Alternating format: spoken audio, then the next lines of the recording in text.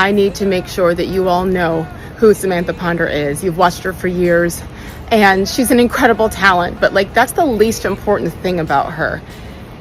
This woman is so strong. I met her when we co-hosted the Scripps National Spelling Bee in DC like 100 years ago. And back then she was still Samantha Steele. So we were like, oh yeah, we're twinsies. Sage Steele, Samantha Steele. We look exactly the same too. And we've been connected at the hip ever since, mainly because of our similar values and our faith. Meanwhile, you're fired. Wow, RG3 and Samantha Ponder are now fired from ESPN. This is Sports Guy Talking that you guys are watching and listening to. I am Dustin Tran, your host, as I am here today to talk about RG3 and Samantha Ponder getting fired from ESPN as layoffs at that network are happening again.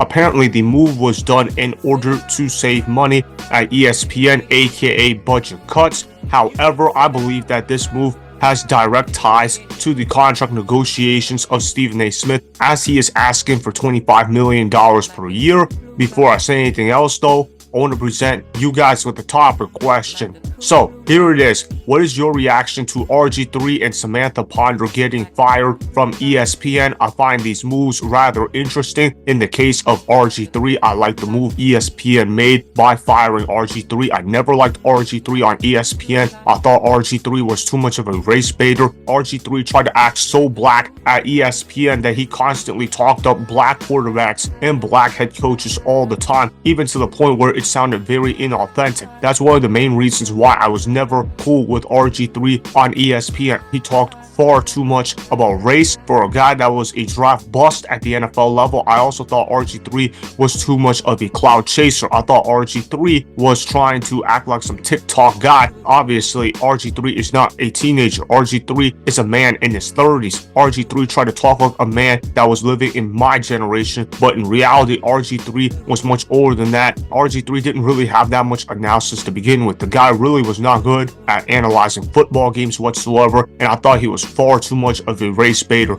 So congrats to ESPN for firing RG3. That was a pretty good move in of itself. As far as what I see happening to RG3, I think Fox Sports is going to end up hiring RG3 because that seems like that's where every failed ESPN employee ends up going to. You look at how guys like Keyshawn Johnson end up getting hired to FS1, even though he absolutely sucked at ESPN. He ruined Max Kellerman's career, and now he ruined Skip Bayless's career. Now I think RG3 is going to go ahead and go to FS1. Wouldn't it be something if he goes to First Things First so he can go ahead and debate with Nick Wright? I'm not saying that's going to happen. I'm not even saying it's a good idea. I'm just throwing out a proposal that RG3 could soon get into a debate with Nick Wright, and he could become Nick Wright's debate partner on First Things First. Obviously, we know that FS1 is trying to make Nick Wright the face of their network. I'm not saying that's the right decision. I'm not saying it's the wrong decision. Obviously, if you get a guy like RG3 talking to Nick Wright, that's going to be a rather interesting dynamic, considering the fact that Nick Wright and RG3 have beef with each other from the past. Obviously, Nick Wright has been a longtime critic of RG3. I've always felt like RG3 was incredibly overrated as a football player. He only had one good season in the NFL. Obviously, his play style was not going to be sustainable at the NFL level. But having said that about RG3, let's get this out of the way. Samantha Ponder did not deserve to get fired by ESPN. Samantha Ponder got done dirty. We all know that ESPN fired Samantha Ponder because of the fact that she was willing to speak out against transgender athletes, and it's really a shame that ESPN is holding these people to double standards, because we just saw Mina Kimes advocate for Tim Walz, who's going to be the vice president for Kamala Harris. Obviously, if somebody had endorsed JD Vance for vice president with Donald Trump on the presidential ticket, what would have happened? That person would have been immediately fired. But because Mina Kimes goes ahead and advocates Tim Walz for vice president, oh, we applaud Mina Kimes, and oh, we're so cool with Mina Kimes. There is a double standard being held at ESPN, and I'm glad Sage Steele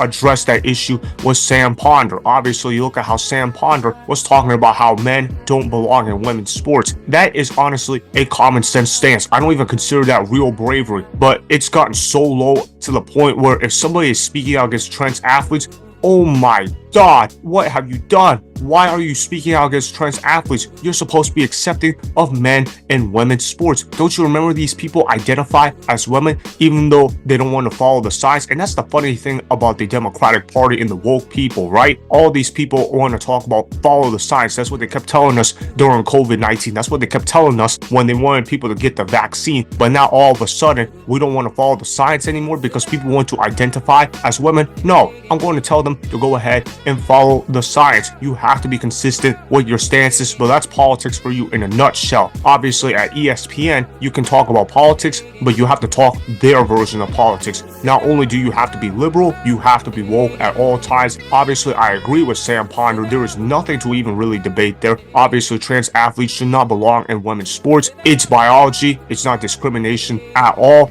Obviously, if you have a man competing in sports against women, what do you think is going to happen? Obviously, the man is going to win 99 times out of 100. And I say that because men are just built differently, genetically speaking, and obviously they have different muscles in the body. Therefore, they're going to always be at more of an advantage compared to a woman. It's not sexist to say that, it's reality. Samantha Ponder was just trying to raise awareness to that. She made that comment a year ago, and I know a lot of people, particularly the people that were woke, flipped out and they were saying, oh my God, how could you possibly say that? My goodness, I'm now offended. But in reality, Samantha Ponder was 1000% right. She wasn't even 100% right. She was 1000% right. And I'm glad somebody like Sam Ponder spoke out for her true values, because somebody needed to say that at the network. ESPN is known as the worldwide leader in woke. That's the nickname that I gave for ESPN. I say that because they are more interested in filling DEI quotas rather than actually hiring people that are the best at their job. That's why now they're going to go ahead and hire somebody like Mike Greenberg, even though he has never really been that good of a sports talker to begin with. And now I'm hearing that this guy is going to potentially replace Samantha Ponder on Sunday NFL Countdown. Are you kidding me? I just don't think Mike Greenberg is that good. But obviously, Mike Greenberg is a company man. Therefore, he's willing to say all the right things at ESPN. And they just use guys like Mike Greenberg as a puppet. Samantha Ponder was actually one of the rare good workers at ESPN. I like Samantha Ponder a lot. I thought Samantha Ponder was quite knowledgeable about football. And to go ahead and fire her because of her politics, I mean, what kind of thinking was ESPN doing? But like Sage Steele said, that's what ESPN does to you in a nutshell. They just care about what people are willing to repeat in their woke talking points, and that's just the reality of the situation at ESPN. Like I always say though, when you go woke, you go broke, and ESPN is going to regret the decision to fire Samantha Ponder. I hope Samantha Ponder gets a job at Outkick or something like that, where she can work in conservative media, where she can really speak out on how she feels about women's sports. If you're a woman, you should feel angered about the possibility of men competing in women's sports. It's absolutely stupid, and if you don't like hearing that, oh well, I don't know what else to tell you, because I'm just following the science here. Just like you guys told us to follow the science when you guys wanted people to get the vaccine without it being fully confirmed whether or not it was safe. Now some people are getting vaxxed 10 times over COVID-19, even though COVID-19 happened a very long time ago. COVID-19 basically doesn't even exist anymore. It's like the flu. If you get sick, you're just going to be out a couple of weeks at most. Just like if you get the flu, you're going to be out a couple of weeks at most. Look, I'm not telling people whether to get vaxxed or not, but what I am here to tell people is that the vaccine isn't as big of a deal as what the mainstream media paints it as. At the end of the day though, we all know Samantha Ponder didn't get fired for football reasons. She got fired because of her politics, and obviously when you speak out in favor of conservative politics, you're going to get fired at ESPN. But oh, if you rave about the Democratic Party, oh, we're not going to have a problem with you. Oh, if you cry about racism, we're going to be good with you. And that's the issue that I have with ESPN. They hold a double standard for these people all the time. Look, if you're going to talk about politics, you better let people talk politics both ways. And I hope ESPN looks absolutely foolish by firing Samantha Ponder. So that is why I feel good about the RG3 firing at ESPN, as he was nothing more than a race baiter at their network. However, I have a problem with ESPN firing Samantha Ponder, as she was actually one of the better talkers at ESPN. Remember, go ahead and subscribe to Sports Guy Talking, like the video, and please comment down below. If you guys do that, I'm going to shout you guys out in my Instagram story every Monday. That will be for the @DustinNashTran Instagram account. Make sure to follow me on Instagram @DustinNashTran, and that's Sports Guy Talking. Also, go follow me on Twitter @DustinNashTran. Again, go ahead and do those things that I just told you guys to go do.